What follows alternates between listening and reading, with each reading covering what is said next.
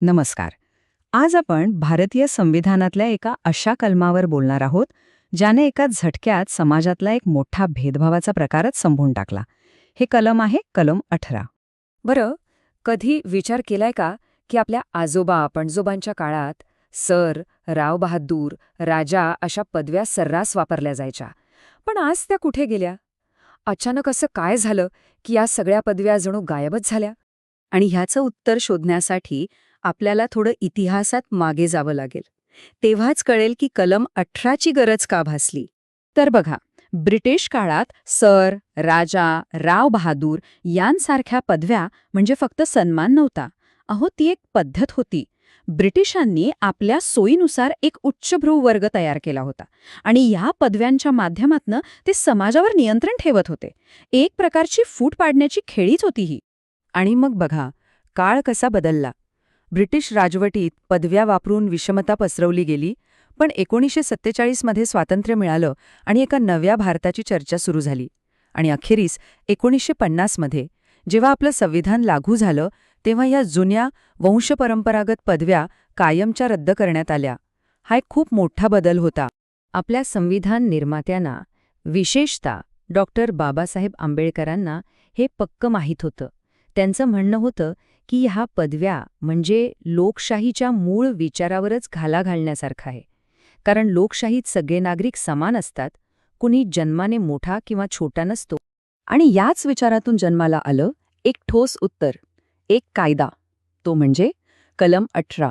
चला, आता हे कलम नक्की काय आहे तेच बघूया. ठीक आहे, तर कलम 18 मध्ये एकूण 4 महत्वाचे भाग आहेत. पाहूया एक एक करून. पहिला भाग म्हणतो की सरकार म्हणजे राज्य कुणालाही कोणतीही पदवी देणार नाही, फक्त लष्करी आणि शैक्षणिक सन्मान सोडून. दुसरा भाग तर अजूनच स्पष्ट आहे, भारताचा कोणताही नागरिक परदेशातून कोणतीही पदवी स्वीकारू शकत नाही.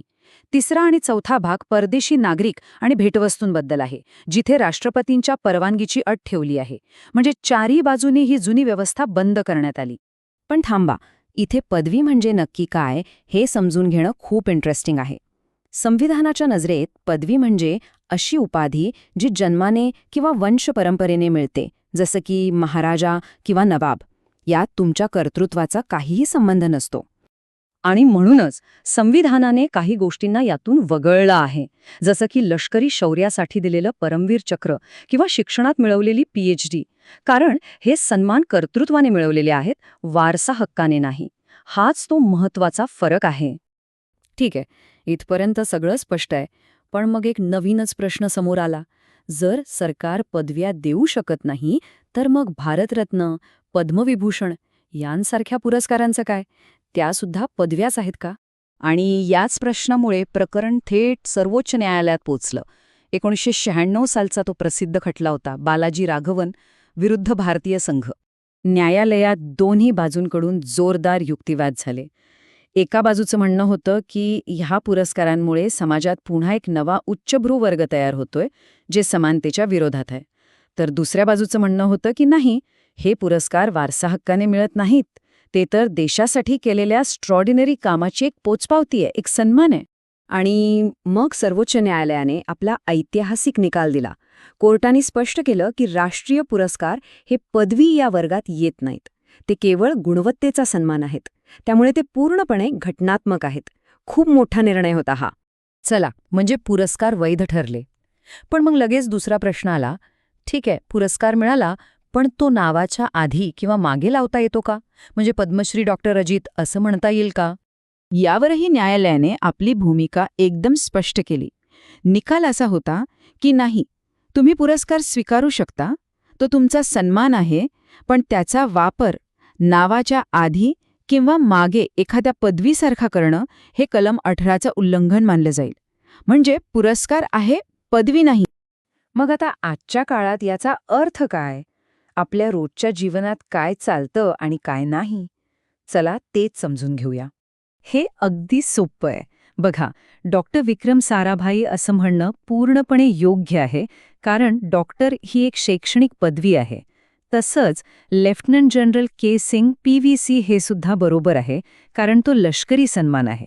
पण राजा मुकेश शर्मा किंवा सर राहुल पाटील असं म्हणणं मात्र पूर्णपणे चुकीचं आणि कायद्याच्या विरोधात आहे, कारण त्या वंशपरंपरागत किंवा परदेशी पदव्या आहेत. आणि परदेशी पदव्यांबद्दल तर नियम अजूनच कडक आहेत. कोणताही भारतीय नागरिक ब्रिटिशांकडून मिळणारी नाईटहूडसारखी पदवी स्वीकारू शकत नाही.